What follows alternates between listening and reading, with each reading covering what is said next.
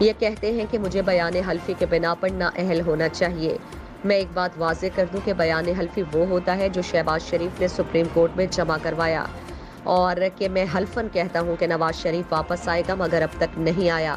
میں نے جو الیکشن کمیشن میں جمع کروایا وہ ایک سند ہے جس میں واضح لکھا ہے، جتنا مجھے سمجھ آیا بتایا گیا، اس میں کوئی حلف نہیں ہے، جبکہ شہباز شریف نے حلف دیا۔ مزید جانتے ہیں اس رپورٹ میں۔ عمران خان کو ڈسکوالیفائی کرنا چاہیے کیونکہ اس نے دستخط کیے تھے ان اکاؤنٹس کے اوپر 2012 میں۔ میرے پاکستانیوں، آپ سب کو سمجھ آنی چاہیے کہ کیا فرق ہوتا ہے ایک ایفیڈیوٹ کا اور ایک سرٹیفکیٹ کا۔ اب سب کو پتا ہونا چاہیے کہ اس میں فرق کیا ہے۔ ایفیڈیوٹ آپ وہ دیتے ہیں جو شہباز شریف نے عدالت کے اندر دیا تھا کہ میں انڈر اوتھ یہ کہتا ہوں کہ نواز شریف واپس آ جائے گا، اس کو ایفیڈیوٹ کہتے ہیں۔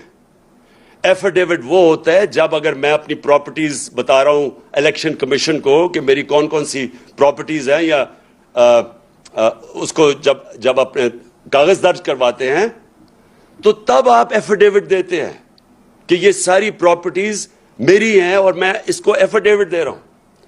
سرٹیفکیٹ کا بالکل مختلف مطلب ہے۔ اب میں شوکت خانم، میں آپ کو مثال دیتا ہوں۔ شوکت خانم کا سالانہ جو کہ بجٹ ہے وہ تقریباً 16 ارب روپیہ ہے۔ میں ہوں چیئرمین بورڈ کا، میرے سامنے وہ آتا ہے بجٹ، وہ سائن کروانے کے لیے جو یہ سرٹیفکیٹ جس کی یہ بات کر رہے ہیں، شوکت خانم کا۔ اکاؤنٹنٹس ہوتے ہیں ہمارے، انہوں نے پورا دیکھا ہوتا ہے، پھر وہ آڈیٹرز وہ دیکھتے ہیں اس کو، پھر وہ مجھے بیٹھ کے کہتے ہیں کہ جی ہم نے یہ سارے اکاؤنٹس دیکھ لیے ہیں، تو اب آپ اس کے اوپر سائن کر دیں۔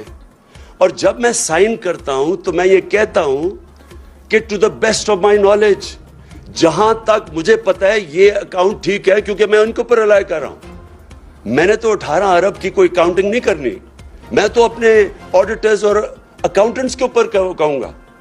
تو یہی وہاں ہوا، اس پہ لکھا ہوا ہے کہ جب انہوں نے میرے سامنے یہ پیش کیے تو میں نے کہا جہاں تک مجھے پتا ہے یہ ٹھیک ہے، اور سائن کر دیا۔